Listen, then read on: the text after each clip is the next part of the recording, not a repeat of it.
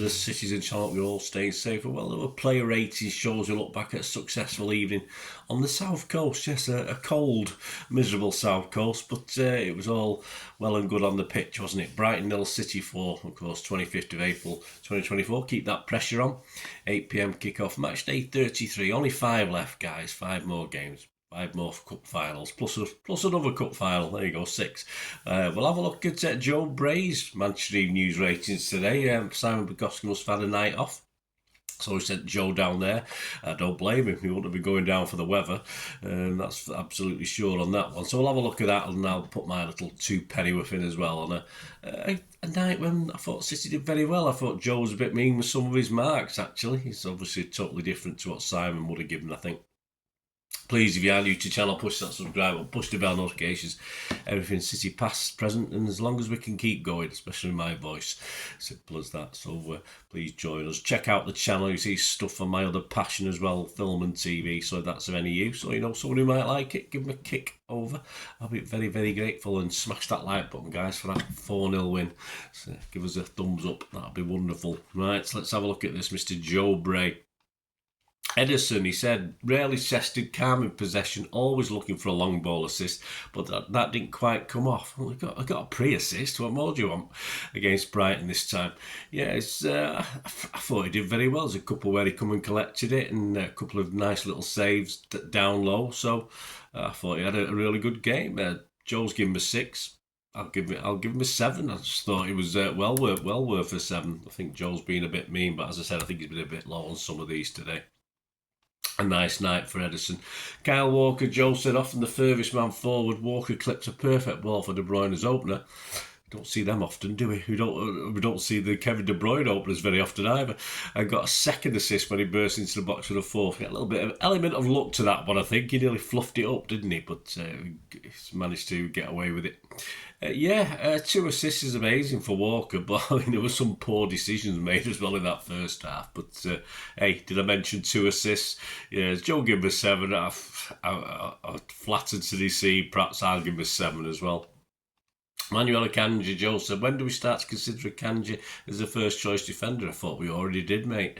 Picked ahead of Stones and Diaz. Well, Stones has got glass legs, and Diaz always likes a rest, doesn't he? Akanji's now comfortable moving into midfield and helped Rodri well. Yeah, I'm still not convinced about that role, but yeah, did nothing wrong with me. I thought fine performance again.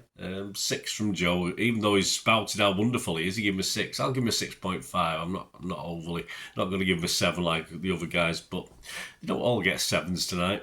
Nathan Aki, Joe said, solid defending when called upon and often left as a one-man defence in possession. Could have scored with a difficult chance from a first half free kick. Flipping egg, who do you think he is? Lionel Messi, Erling Haaland on form. That was a hell of a chance not to score with. It was very difficult. As Joe said there, defensively, sometimes he looked as though he was the guy that was running it all and left there to take responsibility. I thought he had another consistent game, which is what Aki does some nice things. Again, Joe's just given him a 6, I'll give him a 7. Josko Gvardiol, Joe said, continues to improve game on game and he's getting better at knowing when to go forward and when to check back.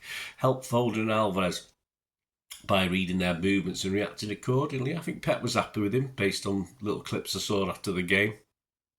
Mr. Smoothie, I call him, is such a smooth operator. Yeah, another good display from him, and I can't with Aki central defence. I can live with that, you know. But I do want them perhaps both on the pitch, but perhaps Gvardiol central defence, but Pep knows. Who are we to argue with Pep?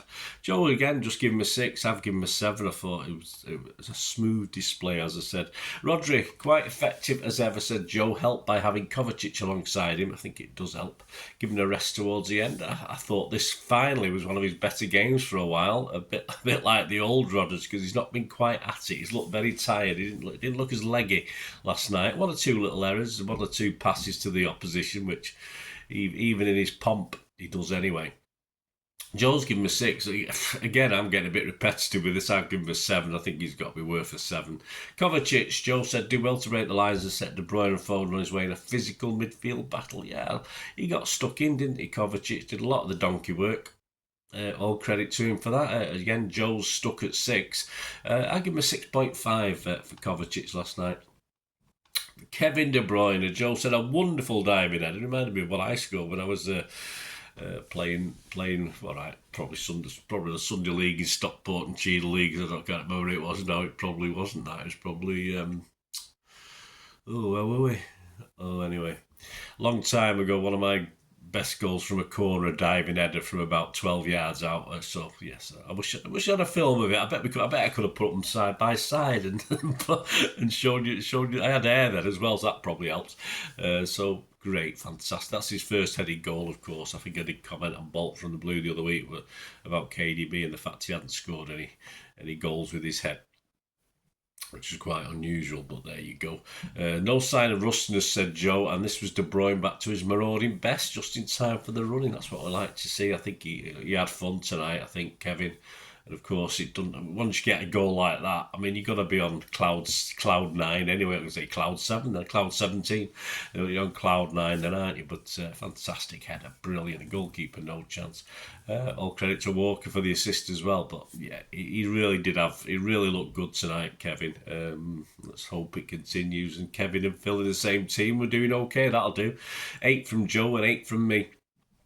Bernardo given something to a free roll. He was all over the pitch, wasn't he? Joe said Bernardo used his tactical versatility to allow others to flourish. His press provided forward with the simplistic goals for the third.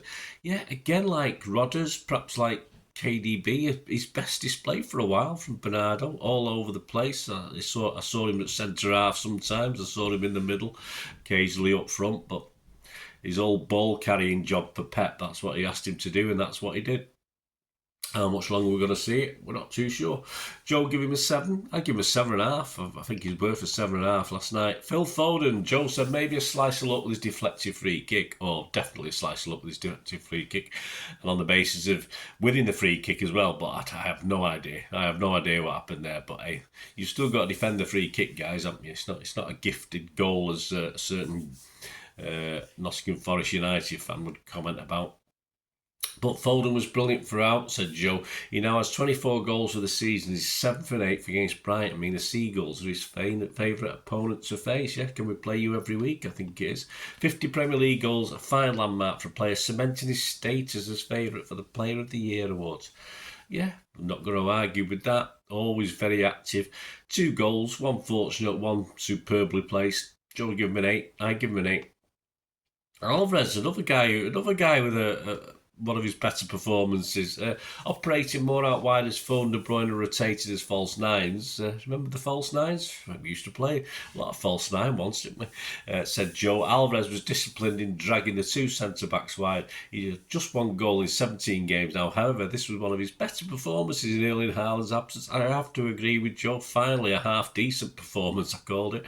Perhaps could have done better with another 1 or 2 of his 5 other chances that he had to score a goal, but at least he's back on the score sheet, not through a keeper's error, which you remember that goal where it sort of went through the keeper's hands. Where he should have really saved it. It shouldn't have been a goal.